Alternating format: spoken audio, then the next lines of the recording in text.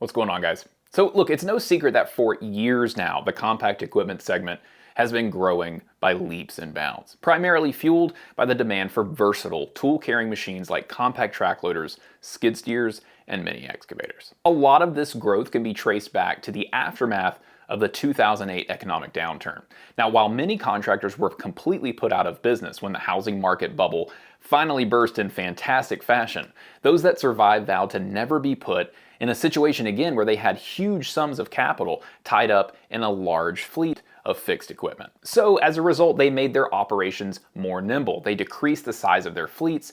They relied more on rental machines to fill those occasional gaps in those smaller fleets where they didn't have the exact right machine for the job, and they began investing in more nimble and flexible machines overall to build their fleet. So as a result, the popularity of the compact track loader soared, and in those following years, it actually surpassed the popularity of the skid steer despite its higher price tag. In fact, small tool-carrying construction equipment now makes up about 50% of the US machinery market, with mini excavators and compact track loaders being the two most popular categories in America right now. And look, for many of the same reasons, another well-established machine category has experienced a renaissance of its own in the last 4 or 5 years.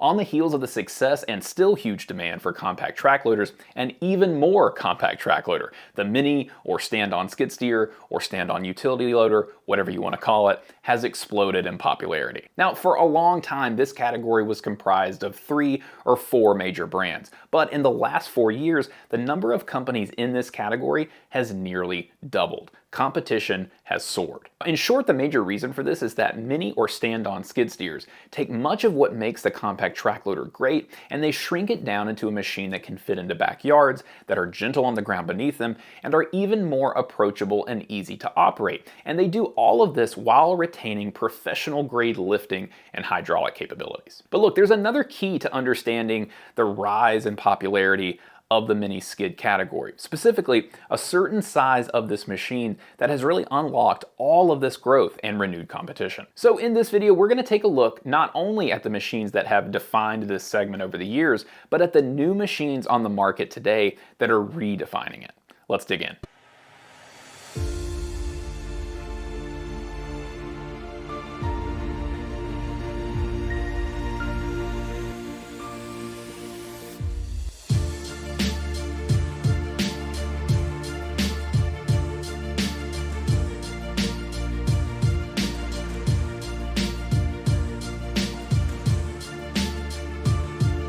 Now, the very first mini skid steer was the Australian-made Dingo, which was first made available in the United States in 1995, and not very long after was acquired by Toro. 5 years later, in 2000, the very first tracked Dingo model was introduced, the TX420. And over the next 20 years, this segment saw very gradual growth. During that time, Toro, Ditch Witch, Bobcat, Vermeer, those were the major players in the market. But things have definitely changed in the last 10 years or so, as sales in this segment of machine have more than doubled, as have the number of players in the market since 2015. Now, the majority of the recent increase in popularity in mini skid steers is really tied to the increase in capability of this machine type. Now, the very first mini skid steers were small machines with small lift capacities, and they were also wheeled machines, hence the mini skid steer name that has become attached to them. And for the majority of the life of this category, these machines were really seen as specialized machines, geared more toward landscaping applications specifically.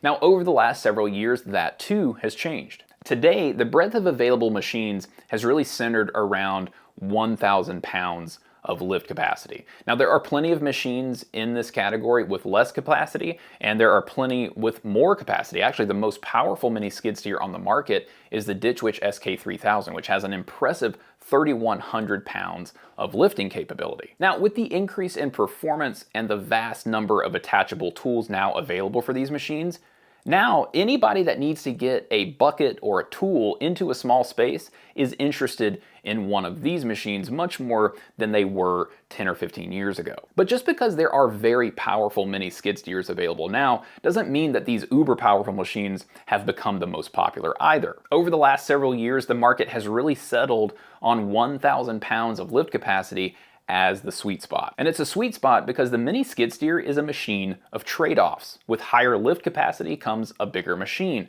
A bigger machine fits into less places and it creates more ground pressure. But with smaller machines, of course, you obviously have less overall capability at your disposal. And that all brings us to the Kubota SCL1000. Now, this was not the first 1000 lift capacity machine, but this machine boasts a very attractive mix of elements that created a new buzz around this segment when it was introduced back at ConExpo in 2020. Now, in short, Kubota hits the sweet spot of 1,000 pounds better than any machine before it. The SCL1000 is a machine that is only 36 inches wide, meaning it can get into even small backyard gate openings, but it still boasts 1,000 pounds of lift capacity. Now, before the SCL1000, other brands had really addressed customers that needed more maneuverability by offering hydraulically adjustable undercarriages, or and more typically, they simply offered narrower track options on these machines, usually around 7 inches in width for the narrow options. But Kubota was able to maintain its narrow 36-inch footprint with 9.8-inch wide tracks that would be a wide option on other machines. Achieving that gave Kubota's engineers a big win, matching 1,000 pounds of lift capacity with a very low ground pressure of only 4 psi. And this really is the main competitive advantage of the SCL1000. Now, the SCL1000 is powered by a 24.8 horsepower turbocharged Kubota engine. It's also a vertical lift machine boasting an 84.7-inch hinge pin height, which is among the highest out there for this size of machine. Now, the SCL1000 also boasts 15 gallons per minute of auxiliary hydraulic power, making it capable of powering a host of tools, including buckets, grapples, augers, trenchers, breakers, stump grinders, and a lot more. Now, Kubota says even with all of that capability, the majority of work being done with the SCL1000 is bucket work, digging, rough grading, shuttling materials, etc. Now, in the years following the release of the Kubota SCL1000, there have been 2 new players to enter this category: Wacker Neuson and Case. Now, Wacker Neuson was first with the launch of the SM100. Now, like the Kubota SCL1000, the SM100 is also a 1,000 pound capacity machine with an overall width of 35.5 inches, making it able to maneuver through small openings as well. Now, impressively, though the SM100 actually outweighs the SCL1000 by about 300 pounds, and its standard tracks are almost an inch less wide, Wacker Neuson touts a ground pressure of only 2.9 psi, nearly 30% lower than the Kubota SCL1000. The SM100 auxiliary hydraulic flow is 13 gallons per minute. Now, when it comes to the lift path, unlike the Kubota machine, Wacker Neuson went with a radial path instead of vertical, but it still manages to deliver a higher lift pin height of 85.7 inches. The SM100 is also one of the fastest mini skid steers on the market, able to reach speeds of up to 5.3 miles per hour. Now, the SM100 also illustrates attention to detail on the operator station. Wacker Neuson positioned the cooling package forward in this machine, and that's going to reduce the amount of hot air and dust that are blown across your legs during operation. Now, since the release of the SM100, Wacker Neuson has released 2 more mini skid steers, the SM60 and the SM120. The SM60 is aimed primarily at the rental and DIY crowd, and it's powered by a 26.5 horsepower Kohler gasoline engine that's easy to start, easy to fuel efficient, and it's easy to service. Now, the SM60's overall width is 35.5 inches, just like the SM100, but the SM60 has 7.1 inch wide tracks and it's rated at 600 pounds of lift capacity. Hinge pin height is 75.6 inches and it weighs about 20% less than the SM100 at 2,600 pounds. Auxiliary hydraulic flow on the SM60 is just about the same as it is on the SM100 at around 13 gallons per minute. Now, the SM120, on the other hand, extends the capability of the SM100 for those professionals who need more capacity. This machine weighs exactly the same as the SM100, and it's also powered by a sub 25 horsepower Yanmar diesel. Now, lift capacity on the SM120 expands upon the SM100 with 20% more capacity at 1,225 pounds. It's also a wider machine at 41 inches, still fairly narrow, but not capable of getting through those smaller 36-inch wide openings. Auxiliary hydraulic flow, like the SM60 and SM100, is 13 gallons per minute on the SM120 as well. However, the standard track size on the SM120 is 11 inches. That's 2 inches wider than the 9-inch tracks on the SM100, providing ultra-low ground pressure to greatly reduce turf and soft ground disturbance, while also enhancing traction and stability for operation on hills. Now, the SM120 also features an optimized radial path design, and that's going to provide vertical path performance on a radial path machine. And it gives this machine best-in-class hinge pin height of 85.6 inches, which allows for dumping into high-sided trailers, truck beds, and dumpers. Now, the SM120 is also available in a performance package that adds 3 major features to the performance of this machine. Quick grip proportional auxiliary hydraulic controls, which provide one-handed operation of the work group and auxiliaries. It also includes ride control, which provides hydraulic cushioning to the lift arms. That's going to reduce material spillage and provide a smoother ride. And it includes 14-pin attachment control, which gives you enhanced controllability for complex hydraulics, such as snowblowers. Now, as Wacker Neuson built its own small mini skid steer lineup over the course of just a couple of years, Case became the latest entrant to the segment with the introduction of the TL100 in 2023. Now, Case says the TL100 is the first in a larger lineup that it will build out over the next several years. The TL100 weighs in at 3,536 pounds for the narrow track configuration and 3,783 pounds for the wide track configuration. Now, from Case's perspective as a brand that's focused mainly on construction as an application, the key aspect of the mini skid steer category that is really creating new demand for these machines is how easy it is to get on and off while continuing to do work around the machine itself. That and the responsiveness and the low learning curve of this machine are also contributing to the demand. And making things even sweeter for this category is the transportability. Machines like the TL100 can be transported in the bed of a pickup truck.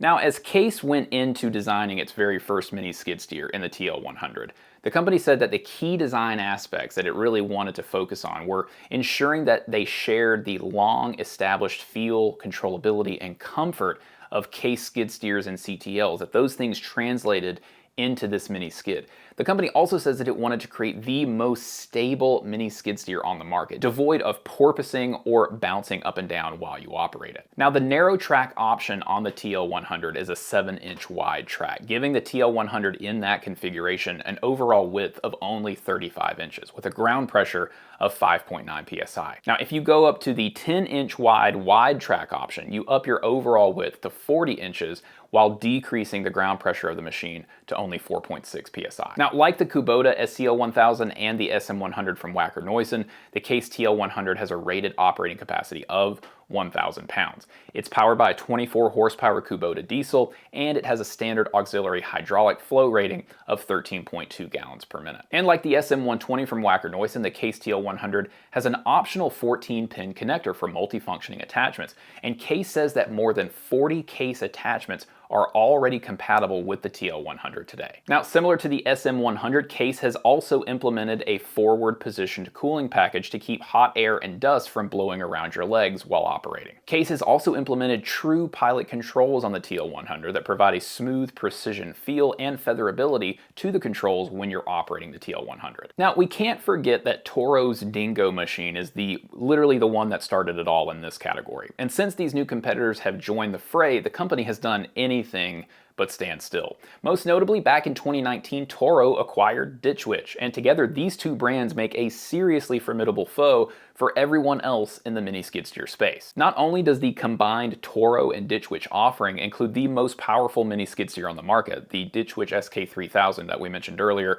with 3,100 pounds of lift capacity, but it also has the legendary Toro Dingo machines alongside innovative new models like the Ditch Witch SK1750. Now, the SK1750 is powered by a 43 horsepower Yanmar diesel, and it's designed for those professionals that really need more power than that typical 1,000 pound mini skid steer can provide. And again, look, we all agree now that this 1,000 pound lift capacity mark is where the majority of demand and volume in this category is coming from. But there are more and more contractors out there as they get into this category, as they buy machines in this category for the first time at that 1,000 poundish mark, they find that they just need a little bit more capacity than what is offered at that size class. So that's who the SK1750 is really aimed at. Now, this machine does go a bit further than many rivals do when they're stepping up from that 1,000 pound mark, because it ups the lift capacity to 2,000 pounds. It doubles it. And it has an overall width of 47 inches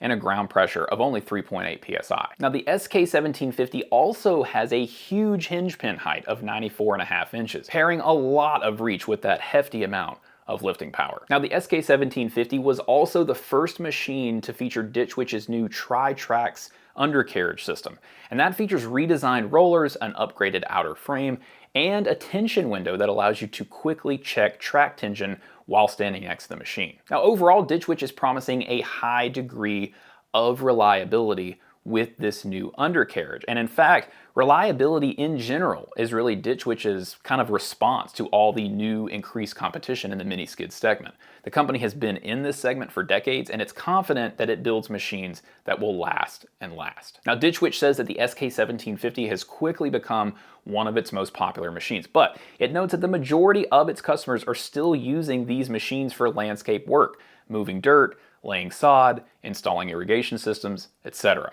And most of them, when they first buy this, enter this category and buy a machine like this for the first time, they buy a machine that's the SK800 or SK900 in size. However, once these customers move into hardscaping, light construction, and especially tree services where trunks of felled trees or stumps need to be hauled away or removed, that's when they move up to the SK1050, which is a 1,000 pound machine, or the SK1750. Now, moving on to the Toro side of things, Toro says that its most popular machines are the Dingo TX1000 turbo models. Now, the TX1000 models were first introduced in 2015, meaning that Toro not only really created the entire category of mini skids, it also created this 1,000 pound size class of the segment that has become so popular. Now, each of the TX1000 turbo models are powered by a turbocharged 24.7 horsepower Yanmar diesel, and they all have a lift capacity of 1,000 pounds. Now, the narrow model TX1000 Turbo has an overall width of just under 35 inches, making it perfect for tight spaces. However, due to the narrower tracks, ground pressure is on the high side at 6.1 psi.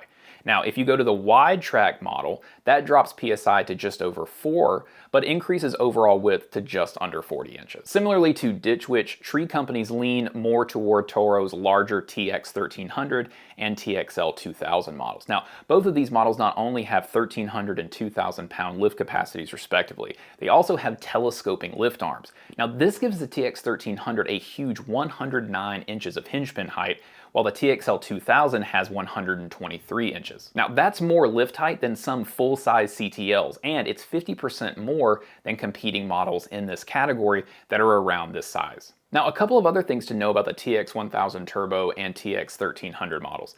They have an all-new track system with upgraded wheel motors that Toro says is easy to maintain and easy to adjust. At the end of the day, the 1000 is the most popular Toro mini skid, but the company notes that the added capacity of the TX1300 and the addition of those telescoping arms have meant that the 1300, kind of similar to the Ditch Witch 1750, is rapidly growing in popularity as well. And that's definitely a trend to kind of keep your eye on with this segment. You've got a lot of people who are moving into the segment and trying machines for the first time at that 1,000 pound mark who are now growing a little bit more interested in the 1,300 pound capacity and the kind of 2,000 pound capacity machines. And then when you add in extra features like these telescoping arms on the Toro machines, they get even more interested as they even better fit kind of some of these applications, more professional, even like heavier duty applications that these machines originally just could not fill. Now, to round things out here, let's talk about one of Toro's newest models, the battery-powered eDingo 500. Now, as this model's name implies,